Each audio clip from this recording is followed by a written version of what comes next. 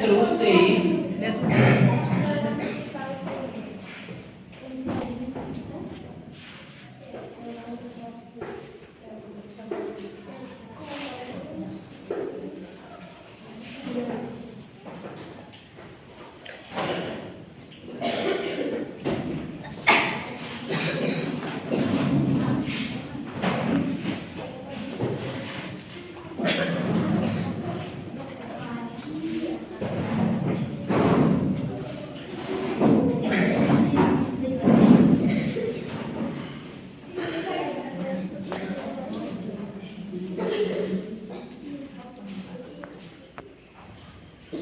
त्रिभुज के बारे में फॉर्मूले पता होना चाहिए।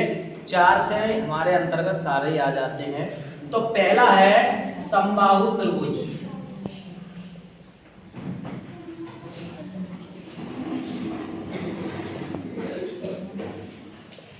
समबाहु त्रिभुज का क्षेत्रफल तो हम जानते हैं √3/4 और भुजा स्क्वायर। भुजा क्या है? हमारी ये भुजा है जिनमें सब समान होती है, ये भुजा है।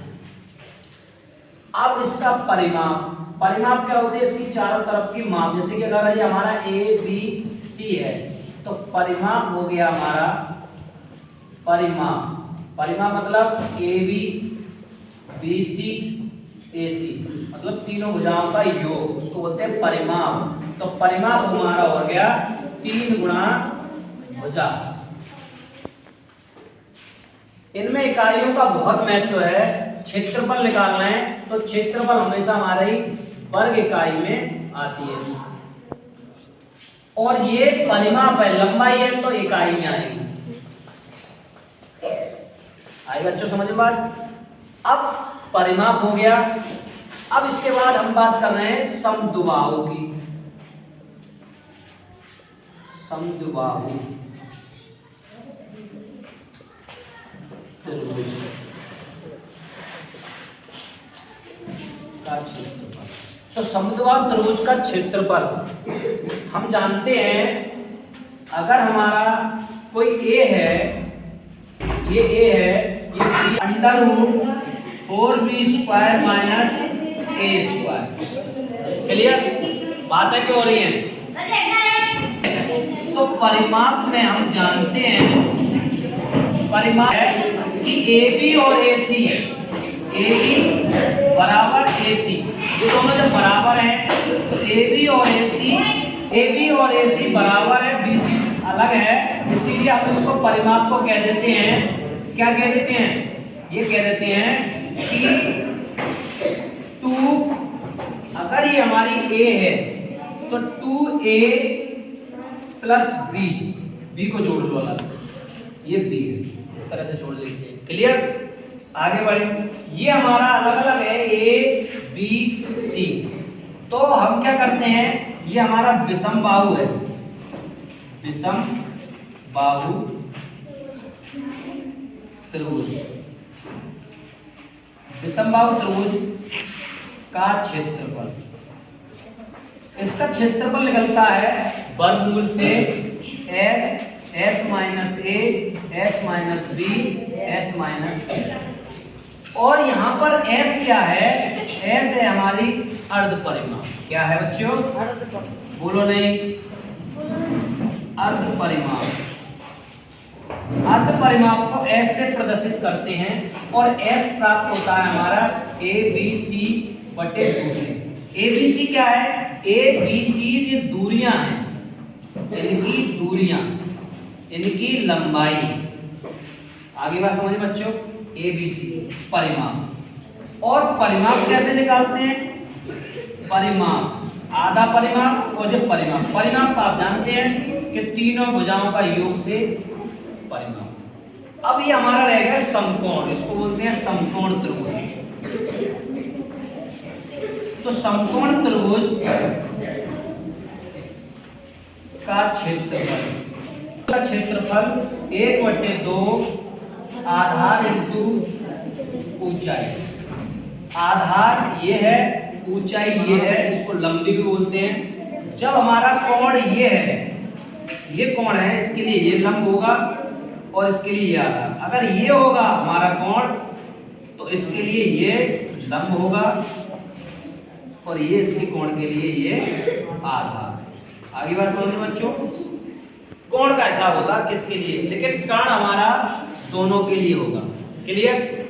अब इसका परिमाप कैसे निकालेंगे? परिमाप इसका अगर हमारे ये ए बी सी है तो तीनों को जोड़ना पड़ेगा, ए बी बी सी ए सी, तो हमारा परिमाप निकल आता है इकाई। अब अगर बात करें हम चतुर्भुज की, तो चतुर्भुज में पहले हमने बात करी थी वर्ग की, तो वर्ग का क्षेत्रफल, वर्ग का क्षेत्रफल क्या होता है बच्चों? भुजा स्क्वायर, भुजा का वर्ग। और परिमाप की बात करें तो, परिमाप की बात करें तो बच्चों, परिमाप की बात करेंगे तो चारों भुजाएं जैसे समान है तो 4 गुणा भुजा।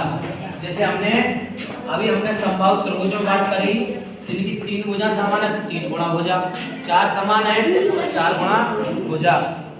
इसके बाद हमारा आता है आयत।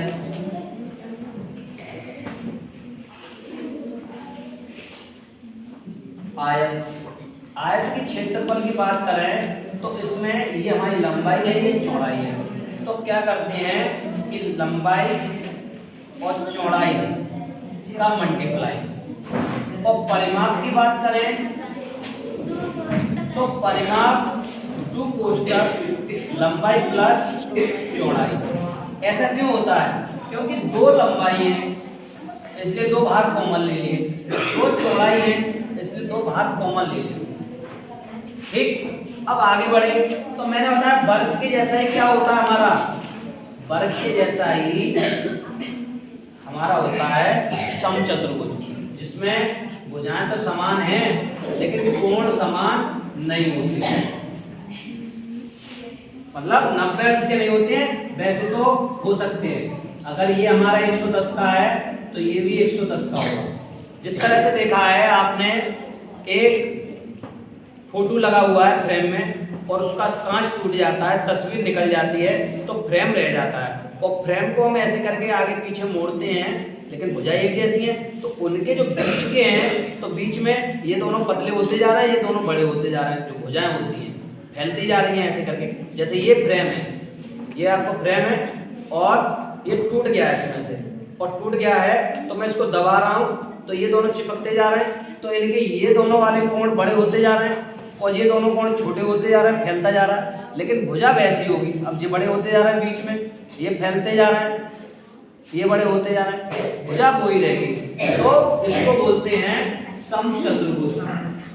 क्या बोलते हैं? समचतुर्भुज। और समचतुर्भुज का क्षेत्रफल हम निकालते हैं इनके विकर्णों का गुणनफल। विकर्ण किससे कहते हैं? इनकी जो भुजाएं आपस में मिलती हैं, तो क्या निकालते हैं? विकर्णों का गुणनफल। विकर्णों का गुणनफल का हम 1/2 कर देते हैं, आधा कर देते हैं, तो हमारा उसका क्षेत्रफल निकल आता है। परिमाप कैसे निकालेंगे? परिमाप ऐसे निकालेंगे 4 इंटू भुजा, क्योंकि समान है। अब आगे बढ़े, आयत से हमने क्या बताया आपको कि हमारा बन जाता है एक समांतर चतुर्भुज। और समांतर चतुर्भुज भी अगर हमने देखा ये भुजाएं समान है, तो भुजाएं समान है तो इनमें मैंने ये लंब डाल दिया, लंब डाल दिया तो ये तो हमारी हो गई ऊंचाई और ये हमारा हो गया आधार। तो ऐसे ही इसका भी क्षेत्रफल निकल आता है, इससे आधार इंटू ऊंचाई से। क्लियर? और परिमाप तो ऐसे ही निकलेगा इसका। क्या है हमारे पास? समांतर चतुर्भुज। आ रही बात समझ में? अब आगे बढ़े, जो हमने बताया ये हमारा बिल्कुल कैसा? समलंब चतुर्भुज। समलंब, समलंब का मतलब है समान लंबाई का। यहां से देख लो या यहां तक, समलंब, समांतर भी कहते हैं इसे, समांतर चतुर्भुज। बात करते हैं आगे। आगे क्या आता है? आगे हमारा आता है आयतन।